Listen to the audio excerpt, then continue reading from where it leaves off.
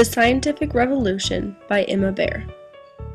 The Renaissance created a solid foundation for scientific advancements which majorly influenced the early stages of the scientific revolution. There were many technological problems that led to new technology, and thus the scientific revolution had begun. Some of these new inventions include the microscope, telescope, and printing press. All of the advancements made are credited to scientists in different respective fields. Some of those areas include mathematics, astronomy, chemistry, medicine, and philosophy. Our first scientist is French lawyer and mathematician François Viet. He was one of the first people to use letters to represent quantities and is also credited with laying the foundations for trigonometry.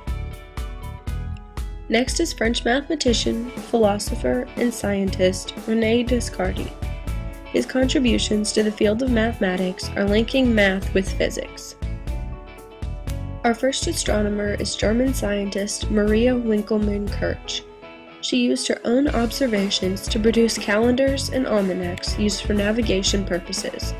Along with that, she was also the first woman to ever discover a comet. Polish astronomer Nicholas Copernicus played a major role in the understanding of astronomy. Before him, it was accepted that the Earth was the center of the universe. Nicholas proposed that the center of the universe was in fact the Sun. Robert Boyle, an Irish chemist, made very many advancements during the scientific revolution in more than one field of study. Some of his greatest accomplishments were contributing to the understanding of what atoms and matter were, along with advancements in experimental chemistry, including combustion and properties of acids and bases. The greatest contribution of French nobleman and chemist Antoine Lavoisier was his understanding of combustion and respiration and the role that oxygen played in both. He also helped create the metric system and wrote the first substantial list of elements. An English physician by the name of William Harvey was very influential in the fields of medicine and philosophy. He was the first person credited with describing systemic circulation in detail, including describing how the heart pumps the blood to the brain and the rest of the body.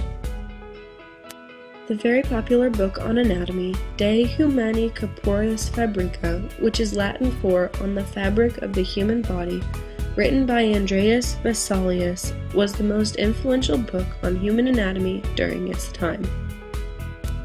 Our next scientist is English philosopher Francis Bacon. He placed an extreme emphasis on experimentation and is credited with the scientific method. Margaret Cavendish, English philosopher, was one of the very first female scientist writers. Due to her fame, she made many ideas from the scientific revolution popular, such as arguing that theology was outside the realms of scientific inquiry. Thanks for watching! Created using Powtoon.